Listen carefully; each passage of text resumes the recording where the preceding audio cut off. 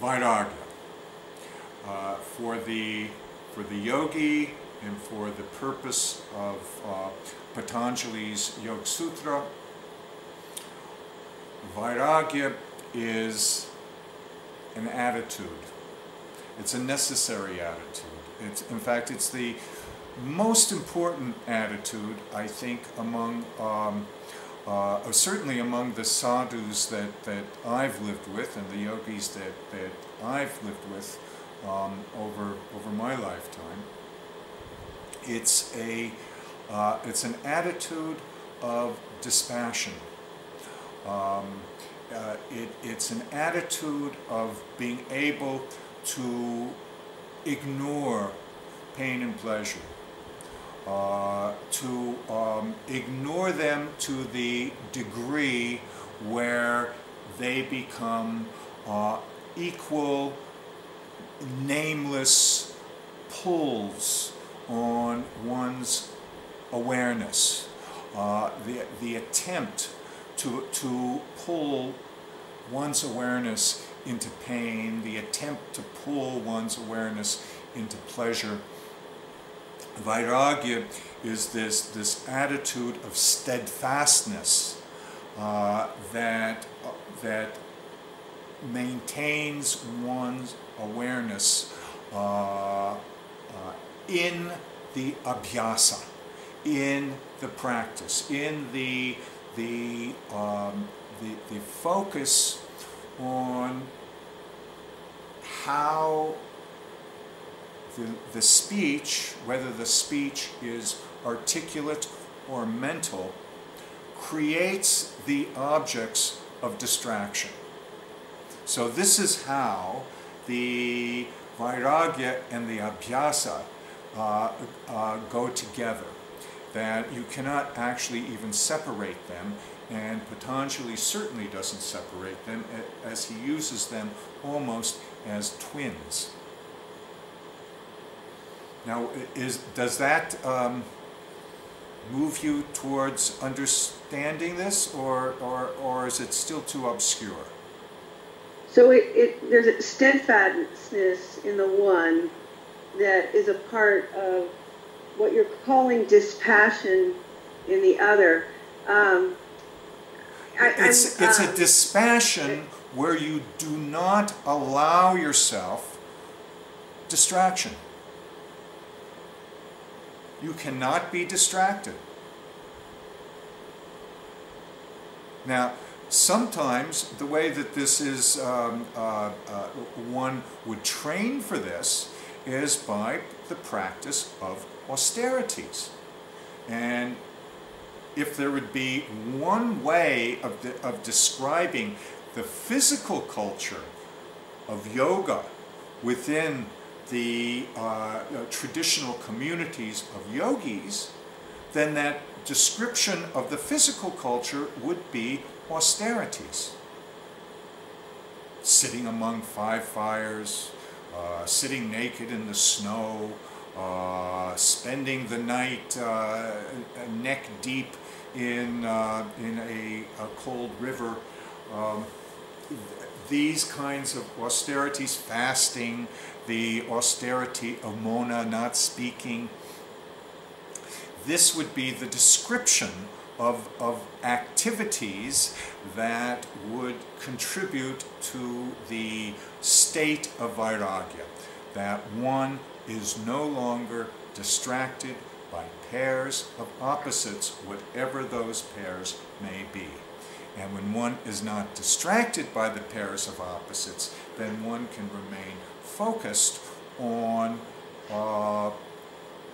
one's true identity, on truth, on reality, as it were, pure consciousness being the goal, to direct one's awareness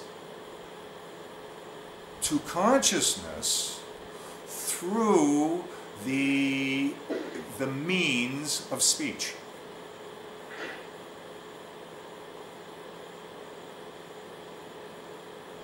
So in some ways it's not, dispassionate in the way I would think of it in everyday speech, where you don't care or something like that. And for a long time, I think I wondered. I'm thinking of a YouTube video I saw of Umagiri, and there was a sadhu that was just wailing and it seemed to be for connection with the mother. He's by the river, and I was thinking, how do you have that and also have dispassion? But in a way, he's gotten rid of everything else, and he's now, passionately in love with the mother, with Jai Ma. Am I making sense? Yeah, you're making sense. You're making sense. Just because somebody is dressed in orange or called a yogi doesn't mean that one is dispassionate. I don't know if dispassion is something that one can assign to somebody else. Are all of you still there? I'm here, but okay. Maybe. Okay. Yes, I'm here. Yeah. Okay. Yes. Okay. Yeah. Okay. So, in other can words, I say, yes, please. I don't know, Jennifer and Babaji, please tell me if I'm off base. I guess in my own practice, in my life, I find that it's really easy to be pulled out of my center and to look at the world as only objectively, like that I'm out of myself, and every time a thought comes along that might be, like you said, pleasant or unpleasant, I'm really just being battered around by my mind. I don't have the power to be able to discriminate, because everything I'm seeing and every emotion I have or every thought I have, like a dog seeing a squirrel in a tree, I'm like, squirrel, squirrel, I'm just following these passions or thoughts. And in that way, I really don't see that I'm any different than a dog following, a scent of food or something.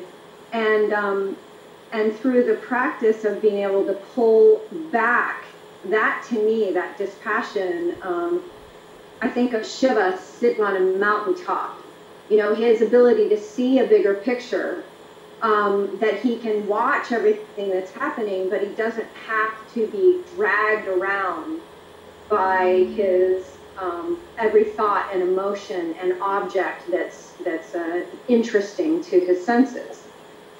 Yeah. That's helpful. I guess this Shiva is a help, might help me ask my question. Shiva, on one hand, is dispassionate. On the other hand, he has great, his beloved is Parvati, so he's able to have a great passion. Maybe it wouldn't be passion for her, wouldn't be the right word. Well, don't attribute human qualities to Shiva, because there is a much greater picture that's being played out there. But let me just for a moment get back to Michelle's statement, because I think that's very relevant.